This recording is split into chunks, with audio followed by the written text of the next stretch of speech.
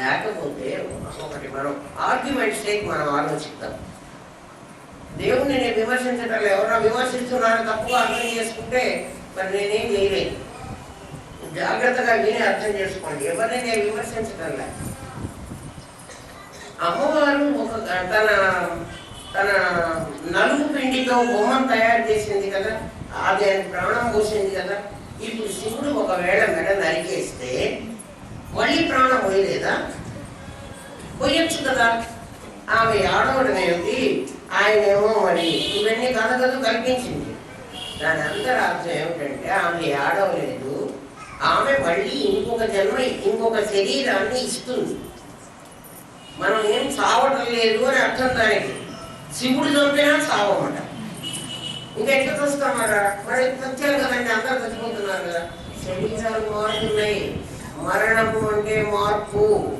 రోజు మార్పు జరుగుతూనే ఉంది మనకి. ఎక్కడ మార్పు జరుగుతుంది? మనలో జీవాణువులన్నీ పుడుతున్నాయి. మీరు చిన్న పాపగా ఉన్నప్పుడు మీరు గౌను వేసుకున్న మీరు, లంగా జాకెట్ కట్టుకున్న మీరు, బయట వేసుకున్న మీరు సేమ్ ఇదేనా? మరి అదేంటి ఇదేంటి? ఇది శరీరంలో పొందిన మార్పు. రోజు చచ్చిపోతున్నాం, మనం రోజు వేస్తున్నాం, కానీ మనకు తెలియటం లేదు. ఎందుకంటే ఆ నేను అన్నవాడిని ఒకనే కాబట్టి. అలాగే మరొక జన్మ తీసుకున్న నేను కూడా ఒకనే. ఈ జన్మకి ఈ శరీరం, ఇంకో జన్మకి ఇంకో శరీరం. అంతకుముందు గణపతి ఏమో పిల్లవాడుగా ఉన్నాడు, మళ్ళీ వచ్చిన గణపతి ఏవుతాడు. అర్థమైందా? అట్లా పురాణాలన్నీ డీకోడ్ చేసుకోవాలి. అంత జ్ఞానం మనకు లేదు, అంత పని కూడా చెయ్యం. గణపతికి తొండం కుడి వైపు ఉండాలా, ఎడం వైపు ఉండాలా, ఏ వైపు చేయండి తొండం. పిచ్చి ఆలోచనలు, పిచ్చి టైం వేస్ట్ వ్యవహారాలు. ఆలోచన లేదు అసలు మనుషులకు. ఎంతో మరి ఏమో బుద్ధికి పదులు పెట్టారు. మహా కైలాస నిలయ అమ్మవారు ఆ కైలాసంలో ఉంటుంది. కైలాసం నుంచి కిందికి దిగొచ్చి గణపతి కోసం వెయిట్ చేస్తోంది. ఎక్కడ? ఆజ్ఞాచక్రంలో. ఈ పిల్లవాడు రాకపోతే బయటకు పోవడానికి లేదు ఆమెకి. ఎందుకంటే వాడు ఏం చేసి వచ్చామని రేపు శంకరుడు అడుగుతాడు.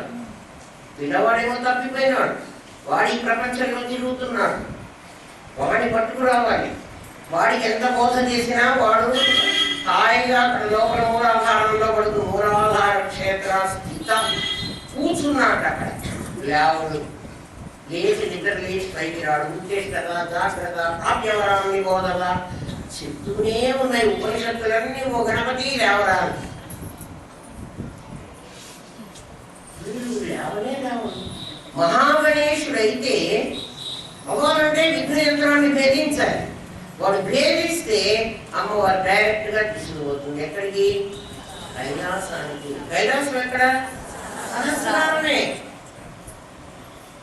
సహస్రారంలో కైలాసంలో గ్రూప్ ఫోటో శుభం కార్డులు పడుతుంది. అమ్మవారు, అయ్యవారు, గణపతి. అప్పుడు గణపతి ఎక్కడ కూర్చుంటాడో చెప్పనా? అయ్యవారి అంగస్థానంలో కూర్చుంటాడు. అంటే వాడు గణపతి మహాగణపతి అయిపోయాడు. మహాశివుడు, మహాదేవి, మహాలక్ష్మి. అమ్మవారికి పేరు ఉంది కదా మహాదేవి. ఆయన మహాదేవుడు, ఈయన మహాగణపతి. ఇంకా ఇట్లా కింద మరి కావక్కర్లేవాడు. ఈయన మూలాధారంలోకి రాడు. మూలాధారంలోకి వచ్చాడంటే పృథ్వీ తత్వంలోకి వచ్చాడు. పృథ్వీలోకి వచ్చాడంటే జన్మకు వచ్చాడు అని అర్థం. పృథ్వీలోకి వచ్చాడు అంటే వాడు పృథ్వీలోకి రావడము, పృథ్వీలోకి వెళ్ళడము వారికి ఉండే పనులు. తల్లి గర్భంలోకి రావడము, భూగర్భంలోకి వెళ్ళడము. అట్లా తిరిగి చస్తున్నాడు వాడు.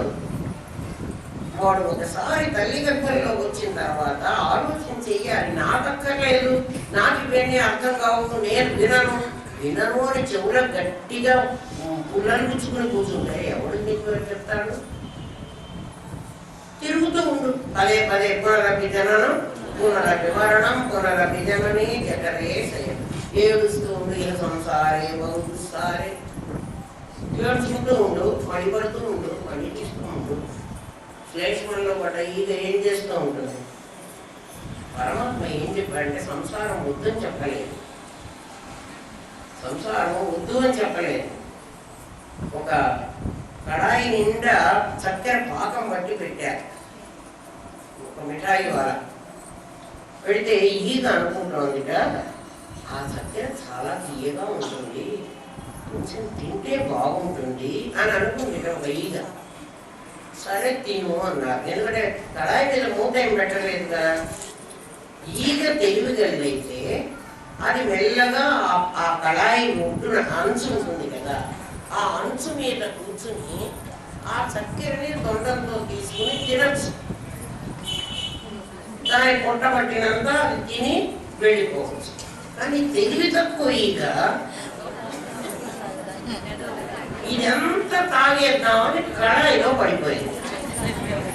వేడిది కాదు, చక్కెర పాకం వేడిది కాదు, వేడిదైతే మాడి వస్తుంది కాదు, చక్కెర పాకంలో పడిపోయింది ఈగ. ఇప్పుడు అది ఇక తాగలేదు. గుట్టును కూర్చున్నా కొంచెం కొంచెం తాగగలదు, కానీ అందులో పడిపోతే గిరగిరా కొట్టుకుంది. ఎందుకంటే ఆ బంక్ అంతా దానికి అతుక్కుంది, అందులోంచి బయటికి రాలేదు. సంసారంలో పడి చర్విత చర్వణం, నవిలిందే నవ్వుతున్నారు, తిన్నదే తింటున్నారు. చూడండి, ఆలోచించండి, తిన్నదే తింటున్నారు అంటే ఎన్ని జన్మల నుంచో మనం ఎన్ని జన్మలు అవుతామో మనకి తెలుసా అండి? మీరు చూసారా? ఎందుకు పశుపక్షాదుల్ని, చీమల్ని, దోమల్ని, మొత్తం సృష్టిలో ఉన్న ప్రాణులన్నింటినీ చూడు, ఏం చేస్తున్నాయి అవి? ఆహారము, నిద్ర, భయం, మైథునం, ఓన్లీ 4. తిండి తింటున్నాయి. ఏ జీవరాశి అయినా వెళ్ళు, ఈవెన్ దోమ తింటోంది కదా, నిద్రపోతోంది. ఇంకొక ధరం అంటే భయపడుతోంది, హిట్ కొడతారేమో, నన్ను చంపేస్తారేమో అన్న దానికి హిట్ చూస్తే భయం. రీప్రొడక్ట్ చేస్తోంది, ఇంకొక దోమతో సంసారం చేసి కొత్త దోమల్ని 10 మంది పుట్టిస్తారు. లేకపోతే మనం ఎందుకు మలేరియాలు, డెంగ్యూలు మనకి ఎందుకు వస్తాయి? దోమ చేసిన పని మనం చేసిన పని తేడా ఏమన్నా ఉందా? ఏదంటే నేను ఇల్లు కట్టుకున్నానండి, బాగా పెద్ద మేడ కట్టాను. ఏం ప్రయోజనం? కాకినో పిట్టనో చూడు, చిన్న పిచ్చుక కూడా ఒక గూడు కట్టుకుంది, ఒక కాకి కూడా పుల్లలు పెట్టుకొని ఒక గూడు కట్టుకుంది, ఒక చీమ కూడా ఒక గొయ్య పెట్టుకుంది. పెట్టుకుందా పెట్టుకోలేదా? మరి ఇంకా నువ్వు చేసిన పని ఏంటి? ఆలోచన చేయండి. నాకు ఇది అక్కర్లేదు అని కాదు, నేనేమిటి చేస్తున్నాను? ఈ సంపాదించి ఇదంతా నిలవబెట్టి చీమ చూడండి, మీరు చూస్తూ ఉండండి, ఇంత రావు మొయ్యలేని ఒక దాన్ని వీపు మీద పెట్టుకుని హాయిగా తినచ్చు కదా. అది మోసుకుని మోసుకుని మోసుకుని పోతుంది, ఎన్ని మైళ్ళలో ప్రయాణం చేస్తుంది కదా, దానికంటే బరువైన దాన్ని మోసుకుంది.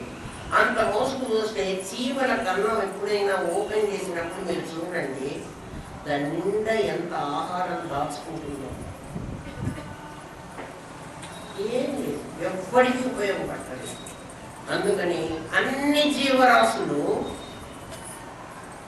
పుడుతున్నాయి, పెరుగుతున్నాయి. ఆహారము, నిద్ర, భయం, మైథునం సామాన్యమైన పశుభిర్నరాణం, ఇందులో కొంచెం కూడా తేడా లేదు. మనం కూడా పుట్టాం, మనం కూడా పెరిగాం, మనం కూడా పొట్ట కూడి కోసం సంపాదించుకుంటున్నాం, మనం కూడా పెళ్లి చేసుకున్నాం, మనం కూడా పిల్లల్ని కన్నాం. అంతే, జీవితం ఎప్పుడో చచ్చిపోతాం, ఏమి రాగలేదు. అందుకే వరుడు చెప్పిననైనా, నిజేచ్ఛనైనా, ఏమిచ్చిననైనా, కానులకు ఏగిననైనా హరి ప్రబోధం వాడి చెవిలో పడదని ప్రహ్లాదుడు ఎప్పుడో చెప్తాడు, చెప్పేశాడు. ఎందుకురా అంటే వాడికి తెలియదు, ఇంకోటి చెప్తే వాడు వినడు. కానని వాడిని ఊతకొని కానని వాడు విశిష్ట వస్తువులను కానని పని. వాడే గుడ్డివాడు, ఇంకో గుడ్డివాడిని ఆసరాగా తీసుకున్నాడు. అంటే మనమే గుడ్డివాడము. గుడ్డివాడం అంటే మనకి ఏమిట్రా నా జీవితం తర్వాత అనే ఆలోచన లేదు. మనం ఎగ్జాంపుల్గా తీసుకునే వాళ్ళని కూడా, మోడల్గా తీసుకునే వాళ్ళు కూడా ఇలాంటి వాళ్ళే. అదో వాడు ఒక 2 ఏళ్ళు వ్యాపారం చేశాడు రా, కోటి సంపాదించేశాడు. ఏం చేశాడా? కోటి వదిలిపెట్టి చచ్చాడా? సావలేదు. కోటి వేసుకుని పోయినాడా? వేసుకోవడానికి అసలు వీల్లేదు. ఒక చిన్న సూది తీసుకోవడానికి కూడా వీల్లేదరా. ఎవడు త్యానియడు. మరి అటువంటిప్పుడు ఎందుకు ఎన్ని సంపాదన అయితే వద్దా అండి? రేపటి సంపాదన మానేయమా? తినడం కోసం సంపాదించుకుని అంతవరకే చాలు. అదే మొత్తం కాదు, మిమ్మల్ని మీరు ఉద్ధరించుకుంటూ ఇంకో పని చేసుకోండి. అది మెయిన్ కాదు, అది కూడా ఉండండి. మాకు దానికే టైం సరిపోతుంది. టైం మేనేజ్మెంట్ ఎక్కడైనా కోర్సుకు వెళ్ళి టైం మేనేజ్మెంట్ చెప్తారు. నాయన దీనికోసం ఎంత అసలు ఈ ప్రయారిటీస్ తెలిస్తే నువ్వు టైం మేనేజ్మెంట్ చేసుకుంటావు. ప్రయారిటీ తెలియటల్లా, ఇదే ప్రయారిటీ అనుకుంటున్నావు. అందుకని ఎవరినైనా కొట్టో తిట్టో ఎలాగైనా మోసం చేసో అధర్మమో ధర్మమో అబద్ధమా సుబద్ధమా కుండిపుత్రో వినాయక అంటే అబద్ధమో సుబద్ధమో నాకు తెలియదు. నేను ఆర్పీడే తెలుసుకున్నాను, నీకు కుంటి కొడుకు వినాయకుడే. ఇంకా వాడికి చెప్పేదే ఉంది, ఏం చెప్పేది లేదు. కుంటి కొడుకు వినాయకుడు అంటే ఏం చెబుతారు? మాట్లాడతా వాడితో మాట్లాడచ్చా? ఆయన సంతోషంగా చాలా మంది చెప్తారు, ఎందుకు ఇంత చిన్నతనంలో నీకు వేదాంతం ఏంటి, నీ కొంత ఇంట్లో పడి ఉందంట. ముసలైన తర్వాత నాకు వేదాంతం విందామంటే అర్థం కూడా అవుతావు. అప్పుడు నాగనే మోకాళ్ళ నొప్పులు, ఇంకేదో నొప్పులు. అసలు ముందు మనసు నిలబడుతుందా?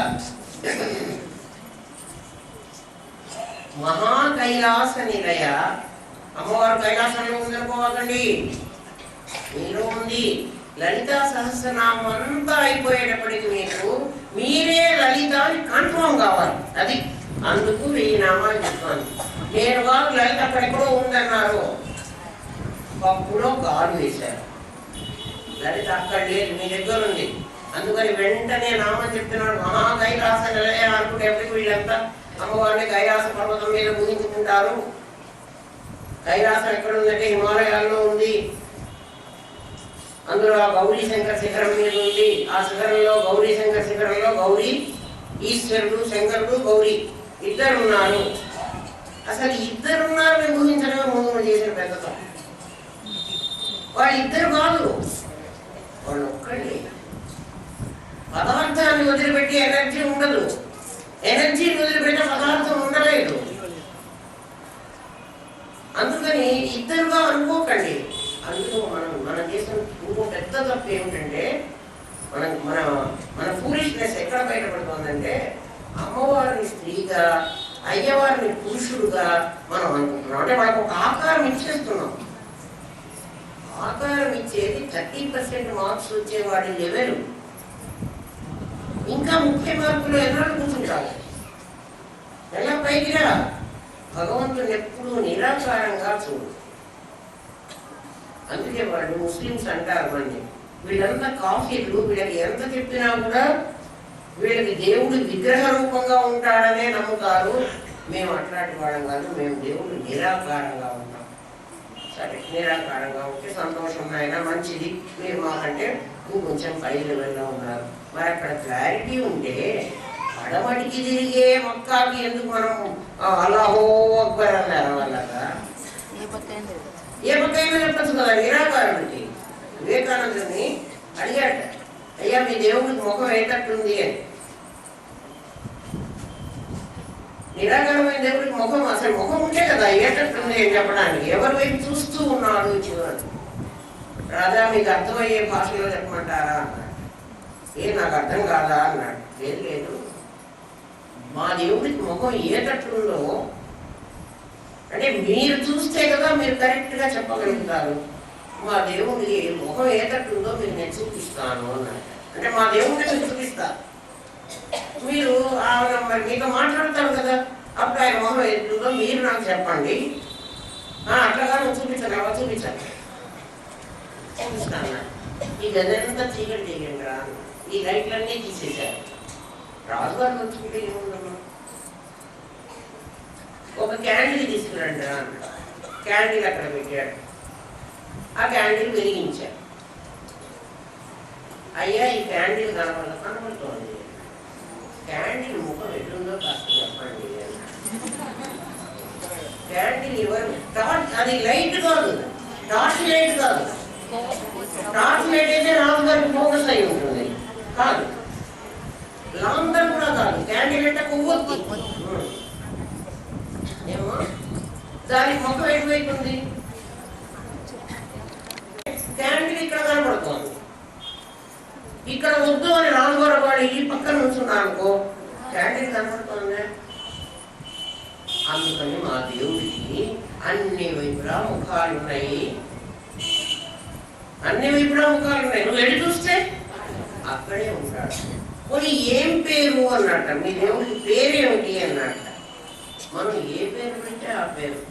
గురువు గారు, అదే రాజు గారు, ఇప్పుడు దీన్ని ఈ వెలుతురు ఉంది కదా, అయితే వెలుతురు మా దేవుడు అని చెప్తామా? అట్లా చెప్పం. ఈ వెలుతురుని మీరు ఏమంటారు? లైట్ అంటారు. అట్లాంటి లైట్ మా దేవుడు అని నేను చెప్పాను. ఈ వెలుతురు మీకు ఎందుకు ఉపయోగపడుతుంది? ఈ క్యాండిల్ లైట్ ఎందుకు ఉపయోగపడుతోంది? ఇక్కడ ఉన్న వాటన్నిటినీ నాకు తెలియజేస్తోంది కదా. లైట్ తెలియజేసిందా? లైట్ ఇక్కడ సోఫా ఉంది, ఇక్కడ గోడ ఉంది, ఇక్కడ టేబుల్ ఉంది అని చెప్పిందా మీకు? మరి ఏం చెప్పింది? లైట్ అన్నిటినీ నాకు చూపిస్తోంది.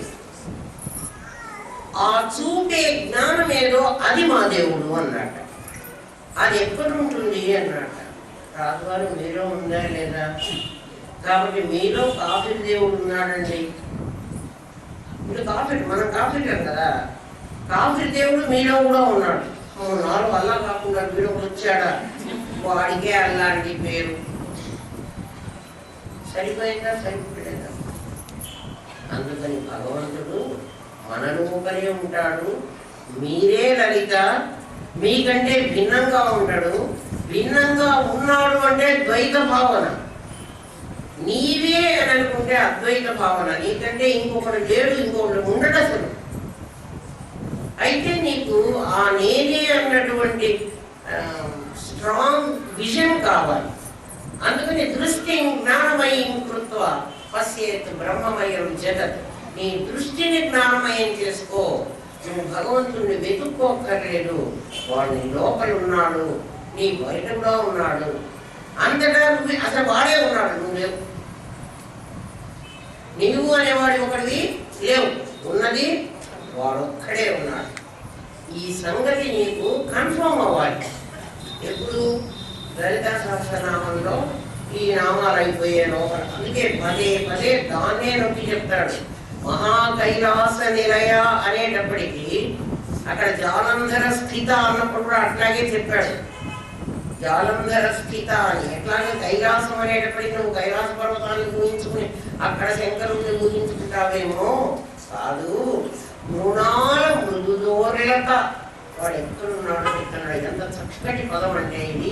దీనికి అర్థం తెలిస్తే మీరు కూడా చాలా సంతోషపడతారు. మృణాల అంటే నళిని, నళిని అంటే తామరతులు. మృదు అంటే చాలా సున్నితమైన, మృదువైన సున్నితమైన. మృదుదోరి లత. మృదుదో అంటే రెండు మృదులు, రెండు మృదులను అంటే రెండు సున్నితమైనటువంటివి. ఇక్కడైతే ఒక అర్థం లిటరలీ మీనింగ్ అయితే రెండు సున్నితమైన చేతులు, భుజములు కలది అని. సున్నితమైన రెండు భుజములు కలది అంటే సన్నటి చేతులు, తామర కాళ్ళల్లే ఉన్న చేతులు కలది. లిటరల్ మీనింగ్ నేను చెప్తున్నా. అమ్మవారు నీ దగ్గర ఉంది అన్నాడు. ఇక్కడ నా దగ్గర అమ్మవారు ఉంటే ఉండండి, బలిష్టమైన చేతులు, చక్కగా చేతికి ఒక ఈ పొంకి కూడా పెట్టుకుందని ఇదివరకు చెప్పాడు కదా. వడ్డాణం కూడా పెట్టుకుంది, రమకింకిని మేఖల అని. మరి ఇప్పుడు ఏమి సన్నటి తామరతూళ్ళు లాంటి తామరతూళ్ళు ఎట్లుంటాయి? సన్నగా అట్లాంటి చేతులు పెట్టుకుంటాయి అమ్మవారు నా దగ్గర. మహాకైలాస నిలయాలు కాదు. లిటరరీ మీనింగ్ కరెక్ట్ కాదు. అందుకే అక్షరార్థంలోకి వెళ్ళాలి. వాచ్యార్థం ఎప్పుడు నీకు సరిగా లేదు అని తెలిసిపోతుందో దీని లక్ష్యం ఏమై ఉంటుంది అని మీరు ఊహించాలి. ఊహిస్తే మీకు అర్థమైపోతుంది. మనలో ఇడ, పింగళ, సుషుమ్న అని 3 నాడులు ఉన్నాయి. అవి ఎలా ఉన్నాయంటే మృదుదోర్లత. తామరతూడు కంటే సన్నగా. తామరతూడుని ఎందుకన్నాము అంటే ఆ లోపల పోలు ఉండాలి, అందుకోసం తామరతూడుతో పోలుస్తారు. ఆ నాడులు నంద్యాల నంది పైపులాగా ఉన్నాయని చెప్పడానికి మనకు. పైపులు అయితే మరీ లావుగా ఉంటాయి. నేను వాళ్ళకి ఏం అడ్వర్టైజ్ చేయడం లేదయ్యా, మీకు అర్థమవుతుందని. మీ నంద్యాలకు వచ్చారు కాబట్టి మీ నంద్యాలను నేను మా నంద్యాలే మనది. మృణాల మృదుదోర్లత. నా దగ్గర మృణాల తామరతూడు లాంటి 3 సన్న ఉన్నాయి. అందులో మనకి ఇది 2 చేతులు, ఇది నా శరీరం కదా. అట్లా మధ్యలో ఉన్న సుషుమ్న ఆమె శరీరం అయితే ఆ శరీరానికి తగ్గట్టుగా చేతులు ఉండాలా. చేతులు మాత్రం ఒక ఏనుగు తొండాల్లాగా ఉండి ఆమె మృణాల అయితే బాగుంటుంది. ఆలోచించండి. నేను చాలా కష్టపడి ఆలోచించుకుని ఈ మీనింగ్ అర్థం చేసుకున్న లక్ష్యం నాకు అప్పుడు తెలిసింది. మృణాల మృదుదోర్లత. లత అట తీగ. తీగలాగా అంటే అంత సన్నగా ఉండాలి ఆమె. అంత సన్నగా ఉండాలంటే కుండలిని వెళ్ళడానికి సుషుమ్నా నాడి మన ఈ వెంట్రుక కంటే ఈ వెంట్రుక పోలుంటే ఎంత ఉంటుందో మీరు ఆలోచించుకోండి.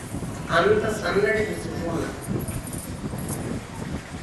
మన వెంట్రుక నిలువుగా పెట్టి దానికి మధ్యలో ఒక కన్నం పెడితే ఆ కన్నంలో నుంచి ఈ కుండలిని శక్తి వెళుతుంది. దానికి 2 వైపులా 2 ఇడ, పింగళ అనే 2 ఉన్నాయి. అవి 2 ఎందుకు ఉన్నాయి అంటే మనం 2 చేతులతో ఏం చేస్తాం? పని చేస్తాం. అంటే ఇచ్చుకోవడం, పుచ్చుకోవడం. ఆధారం ఎవరికైనా ఇచ్చేటప్పుడు చేత్తోనే ఇస్తాం, పుచ్చుకునేటప్పుడు చేత్తోనే పుచ్చుకుంటాం. ఒక చెయ్యి చాలినప్పుడు 2 చేతులతో పుచ్చుకుంటాం. ఇప్పుడు ఇచ్చి పుచ్చుకోవడం ఆధారం ప్రధానం అంటారు దాన్ని. ఇచ్చి పుచ్చుకోవడం అని. అట్లాంటివి మన మెదడు నుంచి ఆలోచనలు ఇవ్వడము, మెదడుకు ఆలోచనలు తీసుకోవడము ఈ 2 చేస్తాయి. 2 చేతులు. అవి చేతులు. మృణాల మృదుదోర్లత. ఆ భుజాలు 2 ఏమిటి అంటే అమ్మవారి భుజాలు. ఆ 2 ఇడ, పింగళ అనేటువంటి 2 నాడులు. ఆ నాడుల్లో నుంచి అది బ్రెయిన్కు కనెక్ట్ అయి ఉంటాయి. ఆ బ్రెయిన్లో నుంచి ఇవన్నీ తీసుకునేటప్పుడు ఒకటి పని చేస్తుంది. మోటార్ నర్వ్స్, సెన్సరీ నర్వ్స్ అంటారు. ఒకటి దాన్ని మనకు పోషణ ఇస్తూ ఉంటుంది. అక్కడ పాము ఉంది అని ఒకటి వెళ్ళి చెప్పేస్తుంది లోపల, ఏ కాలు పెట్టవాకు అని. వెంటనే ఆ కాలు అవతలకి తీసుకో అని ఇంకొకటి చెప్తుంది. ఈ 2 పనులే చేస్తాయి ఆవిడ చేతులు. ఆమె మాత్రం మధ్యలో. ఆమె ఎటువంటిది? ఆమెకి లత అని ఎందుకన్నారంటే, లతా పదానికి కూడా అర్థం కావాలి, లక్షార్థం రావాలి కదా. లత ఎందుకన్నారంటే ఒక తీగ ఇక్కడ 2 ఆకులు వేసుకుంటుంది, ఊరుకుంటుందా రేపటికి. మధ్యలో నుంచి ఇంకొక చిన్న కొస మళ్ళీ పైకి వస్తుంది. ఆ తర్వాత రేపు ఇంకో 2 ఆకులు వస్తాయి. ఆ తర్వాత మళ్ళీ దాని మధ్యలో నుంచి ఇంకా కొంచెం తీగ పైకి వస్తుంది. ఒక ఆకు నీ శరీరం, ఇంకొక ఆకు ఇంకో జన్మ, ఇంకో శరీరం. తీగ మాత్రం కంటిన్యూ అవుతోంది. అందుకని ఇది లత. సుషుమ్న అందరితో పోవటం లేదు. ఇది లత. ఇది ఈ జన్మ కాక దుంప కదా, జగతి కంద. ఒకదానికి దానికి సంబంధం పెట్టుకుని నీ అర్థం కరెక్ట్ అవునో కాదో నువ్వు చూసుకోవాలి. మహాకైలాస నిలయ మృణాల మృదుదోర్లత మహనీయ దయామూర్తి మహాసామ్రాజ్యశాలిని. అప్పుడు మహనీయ అవుతావు. మహనీయ అంటే గొప్పవాడి అవుతావు. మహనీయుడు అంటే అందరి చేత గౌరవింపబడేవాడు. ఎవడవుతాడు? మహాకైలాసంలో ఉన్నటువంటి ఆ అమ్మవారిని మృణాల మృదుదోర్లత అని ఎవడు కనుక్కుంటాడో వాడు మహనీయుడు. అట్లా కనుక్కున్నవాడు ఎవడు? ఇప్పటికైతే గురువు ఒక్కడే. కనుక్కుంటే నువ్వు కూడా అది, కనుక్కోలేకపోతే నువ్వు మహాగణపతి, నువ్వు గణపతివి, వాడు మహనీయుడు. మహనీయుడు మహాకామేశుడు. ఆవిడ మహాకామేశ్వరి, ఆయన మహాకామేశుడు. మహాకామేశ్వరి మనకు చాలా దగ్గరలో ఉంది. ఎవరు అంటే మహానందిలో ఉన్నది మహాకామేశ్వరి. ఆమె లలితా పరమేశ్వరి. ఆమె లక్ష్మీ సరస్వతి పార్వతి కాదు, పార్వతి అనుకోవాకండి. ఆమె మహాకామేశ్వరి. మనం అందరం గణపతులం. మన మహాగణపతి చేయడానికి ఇక్కడ మన దగ్గరలో వచ్చి కూర్చుంది.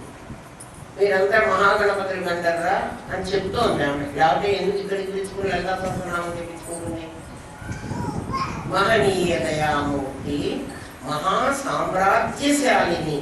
అప్పుడు ఎవడైతే అట్లా మహనీయుడు అంటాడో మహాసామ్రాజ్యం వాడిదైపోతుంది. అంటే మహాసామ్రాజ్యం అయిపోతుంది అంటే ఈ మొత్తం ప్రపంచానికి నువ్వే అధిపతి అవుతావు, అంతే కదా. అంటే ఏమవుతావు నువ్వు? ఎప్పుడైతే నువ్వు నేను పరమాత్మ స్వరూపాన్ని అని నీకు అర్థమైపోతుందో, ఇంకా నీకంటే భిన్నంగా ఇంకో పరమాత్మ ఎక్కడ ఉన్నాడు? అంతా నీవే అయిపోతావు. ఈ సామ్రాజ్యం అంతా నీదైపోతుంది. ఈ ప్రపంచం అంతా నీ సామ్రాజ్యం. నీవు దీనికి అధిపతివి. అంటే ఇదంతా నీ అధీనంలో ఉంటుంది. అది తెలియాలంటే ఆత్మవిద్య, ఇంకో విద్య ద్వారా సాధ్యమే కాదు. ఖచ్చితంగా చెప్పేశాడు. నువ్వు ఇంకో మార్గం ద్వారా వెళతాను, ఇంకో మౌన శాంతి ద్వారా వెళతాను, ఏ శాంతులు లేవు. ఆత్మవిద్య నా అన్యపంథ అయనాయ విద్యతే. నా అన్యపంథ